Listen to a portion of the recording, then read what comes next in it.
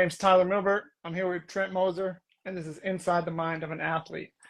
Trent, let's get started with how volleyball became a sport you grew to love. hmm So I grew up playing, I think, basketball and soccer, like the traditional little kid sports their parents put it in. And my mom had me start playing volleyball. And I think around I was just playing like 14s, like 15s, and around like my sophomore years when I started to fall in love with it, and I realized I could go somewhere with it. Gotcha. When did you hit your growth spurt? Because you're what, 6'9"? 6'8", 6'7" ish it All right, was. you're But modest. yeah, so by the end of seventh grade, I was 5'5", 5'6". By the end of freshman year of high school, I was like 6'5". So I screwed up really fast. Yeah. But mhm, Uh, so you started club at 14s. mhm, You went to Gilbert High.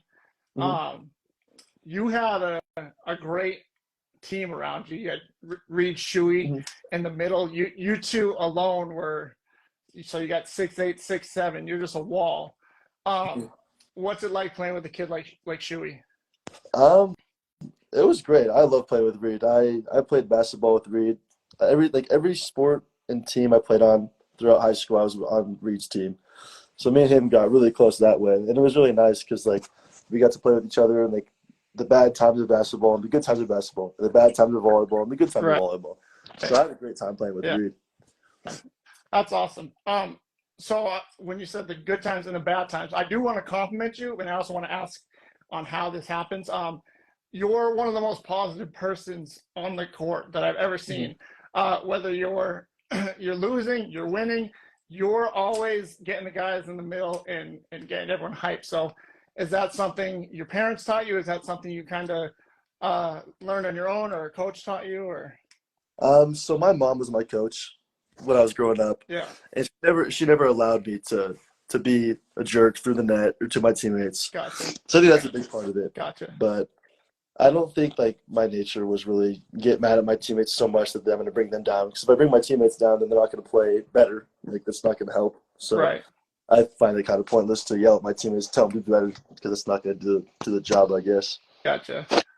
Well, yeah, like I said, hats off to you because always a positive attitude on the court, and that's a teammate I'm sure everyone wants. So, um, but I had Kyan on last Mhm. time, and we kind of went over the little Gilbert / Castile rivalry, if you Yeah.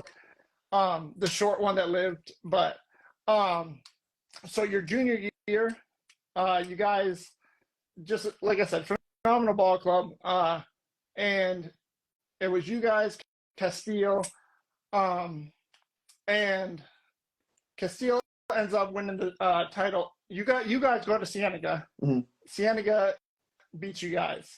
Yeah. Castile goes and wins the championship. So I want to say the next year, we'll really forget about your junior year because your senior year, you guys went to the championship. hmm Um, but there was, we were talking about this last time, there was a situation with the 3 and 4 seeds your senior hmm season, where if you guys were 4, I believe Sunrise Mountain lost, put them in the 4, put you guys in the 3.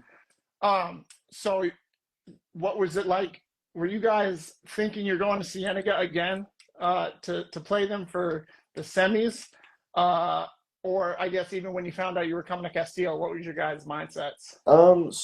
So like a week or two before the rankings ended, I think is when it was. We lost to Higley at Higley, which was a kind of a bummer for us because if we would have won that game, we would have kind of secured the 2 seed by Right, Cienega, and we would have had the semifinal game at home.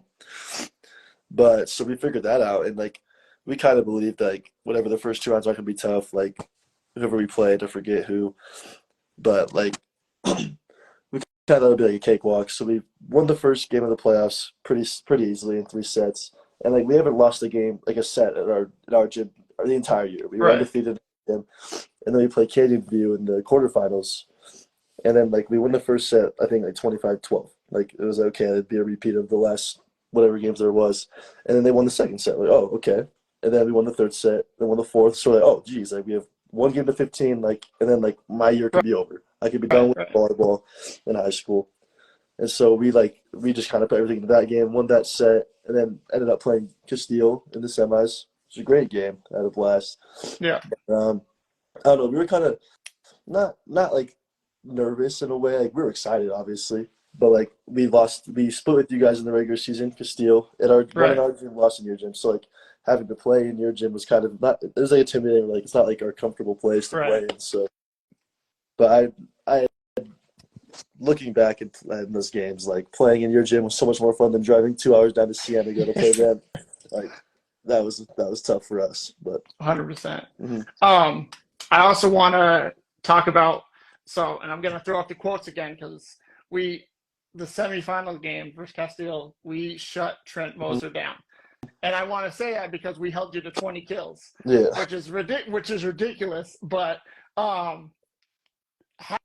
how is it like, I guess, just being who you are, being a giant, a great volleyball player all around, and you had Sean Baggs on the other side of the net, and again shutting you down he had 8 blocks against you.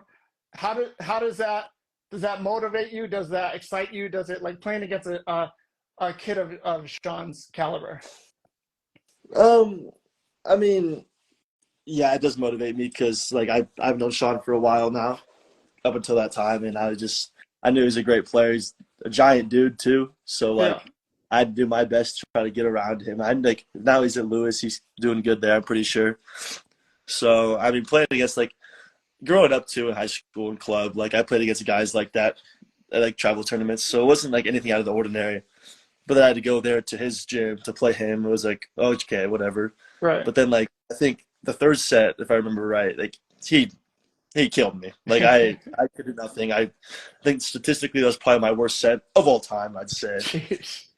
Like I don't know. So Sean, he's a great guy. I love playing. I played with him a few times at a camp, and I played against him. It Yeah. was a little fun playing with him, but it was all right. I had a good time. Right. Gotcha. Very cool. So I know we're short on time, so we're just speeding through this. But BYU, how did that come about? And what other colleges were also interested in you that you were also interested in? Yeah. So I think when I was a sophomore was when I could like first start talking to colleges. And at that time, I didn't talk to BYU much. Like my older sister played at BYU for 2 years, and then she was done. But I didn't really care much at that time because I was talking to other schools. But like towards the end of my recruitment, so junior to senior year, because I committed to BYU right before my senior year started, Right. it came down to mainly like like Long Beach, Pepperdine, Ohio State, and then BYU on top of that.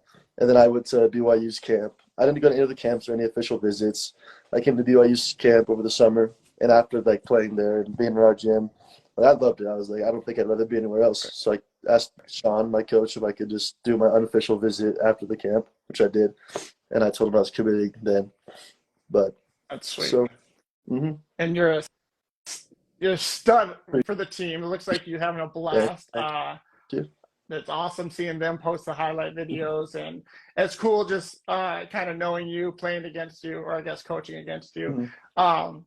It's cool to just see you succeeding, and it looks like you're having a blast, and it looks like the fans appreciate the boys volleyball team over there. I've been to Provo; it's beautiful. So BYU has a gorgeous campus, so that's awesome for you.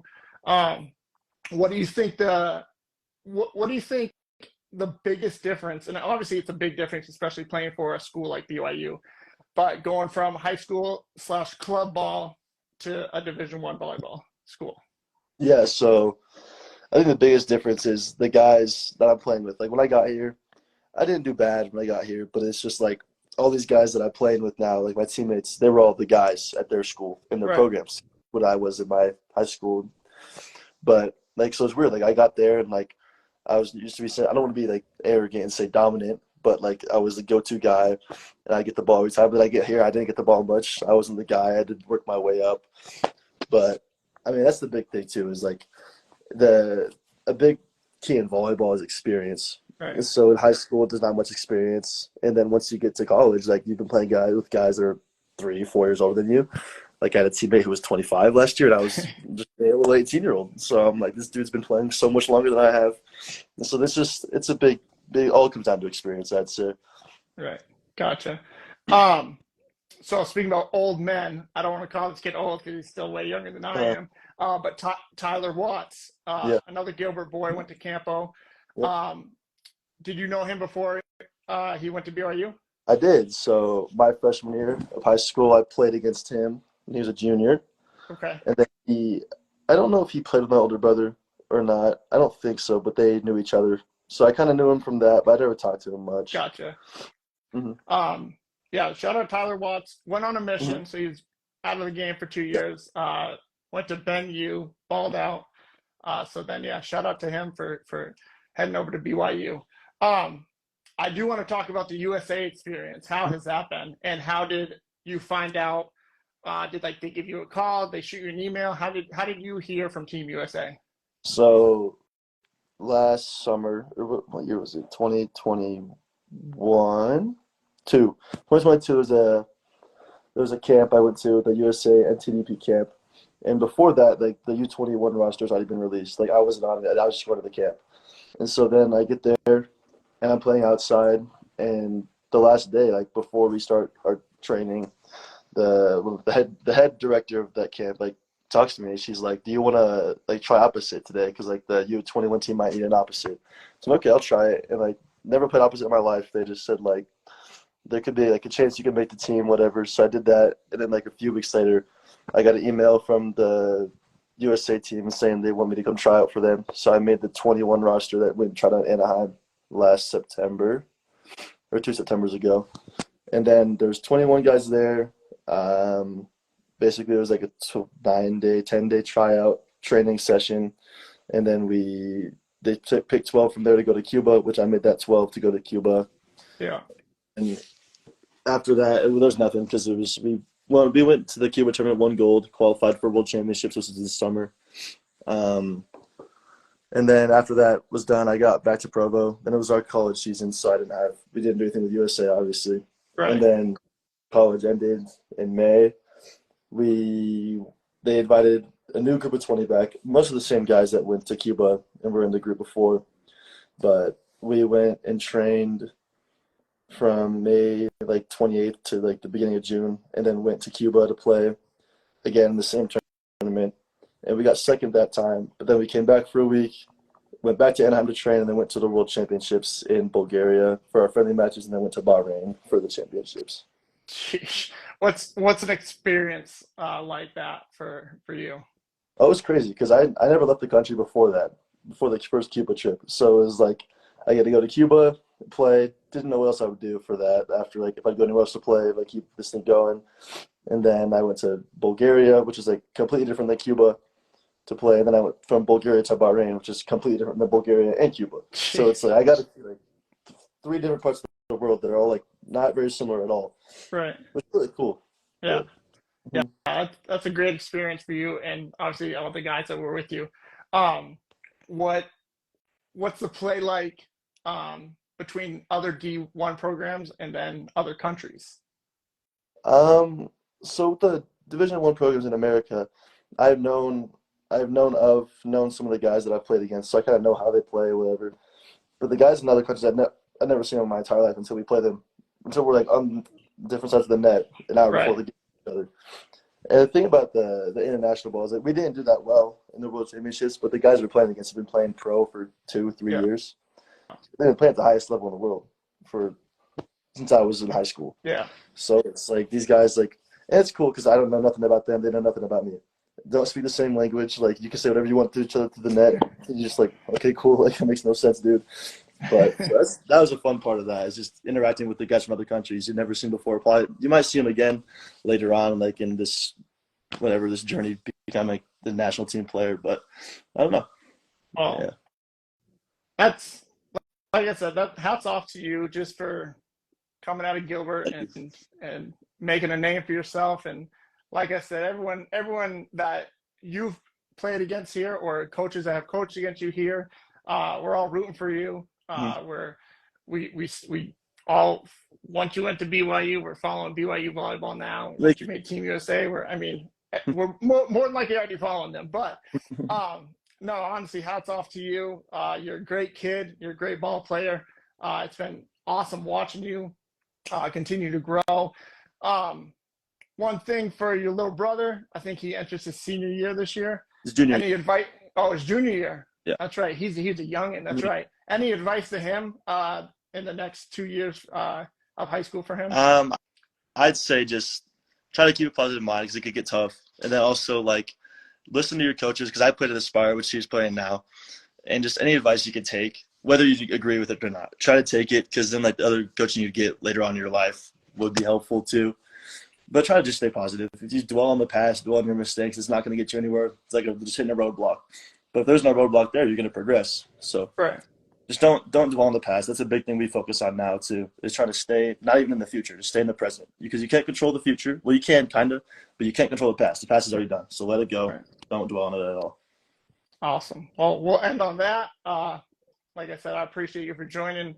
Keep doing what you're doing, and we'll everyone here in the Valley will keep following you and wishing you luck. So Thank you so much. yeah, you got it. Yeah. Once again, guys, Tyler Milbert here with the dominant Trent Moser, and this is Inside the Mind of an Athlete.